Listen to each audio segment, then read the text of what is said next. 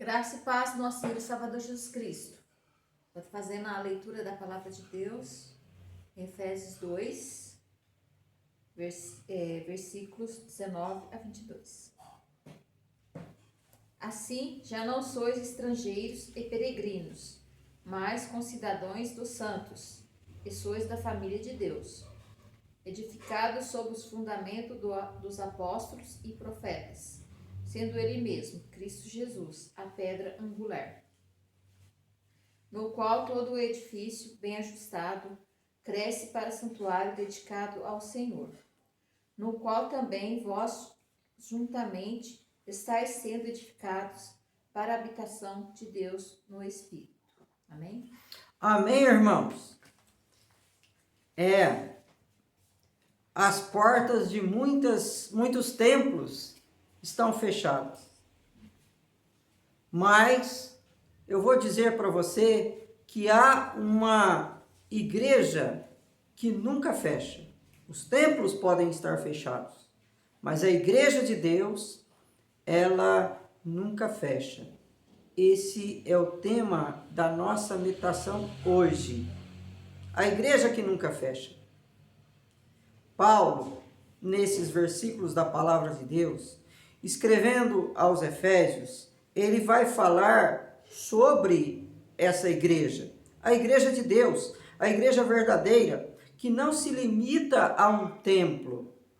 E ele vai mostrar aqui aos Efésios sobre esta igreja que jamais fecha, porque as portas do inferno jamais prevalecem contra ela. É interessante observar que nesse texto o apóstolo Paulo vai usar a palavra casa e 5 derivados da mesma palavra, logicamente, em grego. Porque o Novo Testamento foi escrito em grego e traduzido para a nossa língua. Na nossa língua não dá para entender muito bem, mas na língua grega é bem claro. E ele vai falar desta igreja que nunca fecha. A primeira palavra que ele vai usar está no versículo 19, quando ele fala que a igreja ela é constituída por pessoas que outrora eram o quê? Estrangeiras e peregrinas. O termo paróquios, que é traduzido por peregrinos, vai mostrar a realidade da igreja. Nós, cristãos, nós que somos membros da igreja, outrora, nós éramos estrangeiros, nós éramos peregrinos sobre essa terra. E ele vai falar claramente a respeito dos gentios ou dos não-judeus, que não faziam parte do povo de Deus. Mas, como ele escrevendo aos Romanos, ele vai dizer que éramos ou fazíamos parte daquela oliveira brava que foi enxertada na boa oliveira. Ou seja, nós, gentios ou não judeus, não fazíamos parte do povo, mas em Cristo Jesus, nós agora nos tornamos parte desse povo. O apóstolo Pedro, falando do povo de Deus, ele vai falar que outrora nós não tínhamos alcançado misericórdia, hoje alcançamos misericórdia. Outrora não éramos povo, agora somos povo. Essa é a realidade nossa. Nós que somos salvos pela graça, nós somos indignos e não somos merecedores da graça de Deus. Mas ele, pelo seu amor eterno, ele nos acolheu na sua casa. Outrora, esse termo que é traduzido por peregrino ou paróquios, ele dá a entender a respeito aqueles que viviam à margem da casa, ao lado da casa. Mas agora nós somos parte da casa. Então a igreja é constituída de pessoas que aceitaram Jesus como Senhor e Salvador da sua vida e agora não mais são estrangeiros, não mais peregrinam, não mais são andarilhos, mas agora fazem parte de uma casa. Quando o apóstolo Paulo vai falar exatamente da palavra eikos, que significa casa, esse termo é traduzido por família. Paulo dá a entender aqui que nós outrora éramos peregrinos, vivíamos ao lado, junto da casa, mas não éramos da casa. Mas em Cristo Jesus, nós fazemos parte dessa casa. E casa aqui é família, os que são da casa. Nós fazemos parte da casa de Deus, da família de Deus. A igreja não é apenas um templo, a igreja é uma família. E essa família não é uma família qualquer, é a família de Deus. É o próprio apóstolo Paulo vai falar que nós recebemos o espírito de adoção. Nós, em Cristo Jesus, fomos escolhidos desde antes da fundação do mundo. Quando ele diz em Romanos que Deus nos conheceu de antemão, Ele nos predestinou, Ele nos chamou, Ele nos justificou e nos glorificou para sermos a imagem do seu Filho, que é o primogênito de muitos irmãos. Nós fomos adotados por Deus em Cristo Jesus e agora fazemos parte dessa família. A igreja, ela nunca fecha. Por quê? Porque esses peregrinos agora fazem parte de uma família, que é a família de Deus. Mesmo em nossas casas, nós jamais deixaremos de ser igreja, porque somos uma família. É o que ele mostra aqui. A igreja é a família de Deus. Depois, ele vai falar do fundamento desta igreja, da base desta igreja. Quando ele usa já no versículo seguinte, que a igreja ela é edificada no fundamento dos apóstolos e dos profetas, a saber, as escrituras sagradas, a palavra de Deus. E é interessante que ele usa um outro termo que é eikodomel, que é o verbo que é traduzido por edificar.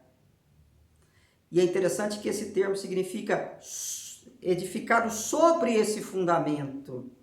A preposição epi, em grego, significa sobre. A igreja, ela não fecha porque ela tem um fundamento, ela está edificada não naquelas paredes, mas ela está edificada num alicerce muito mais firme, sólido e inabalável, que é a palavra de Deus. A igreja, nós estamos com os pés fincados na palavra de Deus. Quando Jesus Cristo foi tentado no deserto, ele vai dizer para o diabo: nem só de pão vive o homem, mas de toda a palavra que procede da boca de Deus. É interessante que o autor, quando ele fala de toda a palavra, a tradução deveria ser sobre toda a palavra, porque ele vai usar essa mesma preposição. Ele vai dizer: o que me mantém de pé, aqui mesmo tendo jejuado 40 dias, não é a comida que perece, mas é a palavra de Deus que me sustentou até aqui. E assim é a igreja. O que sustenta a igreja não é necessariamente um templo construído por mãos humanas. O que sustenta a igreja é um fundamento muito mais sólido, que é a palavra de Deus, que é a doutrina dos apóstolos e dos profetas. Tendo Jesus Cristo como pedra angular, ou seja, a coluna mestra. Os construtores a rejeitaram, mas ela se tornou a pedra principal. Jesus é o elo de ligação entre nós e a própria palavra de Deus. Lembrando que aquela pedra angular, que era um monolito, ou seja, uma pedra única, que ia desde a base até o teto. E Jesus é a base da nossa fé, é a base da nossa comunhão, porque nós estamos em fundamentos sólidos e as portas do inferno jamais prevalecerão contra a igreja de Cristo. Depois ele vai usar outra palavra, que é edifício, traduzida por edifício. Edifício aqui é o quê? É uma casa sólida, é uma casa firme, é uma casa grande. E ele vai dizer, todo edifício bem ajustado cresce.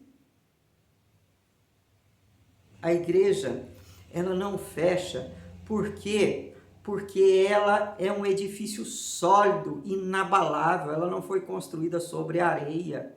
Aí Jesus Cristo vai falar lá no final do Sermão do Monte, que aquele que ouve e pratica as palavras do Senhor é semelhante ao homem que constrói a casa na rocha. Vem a tempestade, a casa fica firme. A igreja nunca vai fechar, porque ela está fundamentada não num pastor, ou num mega pastor, ou num milagreiro.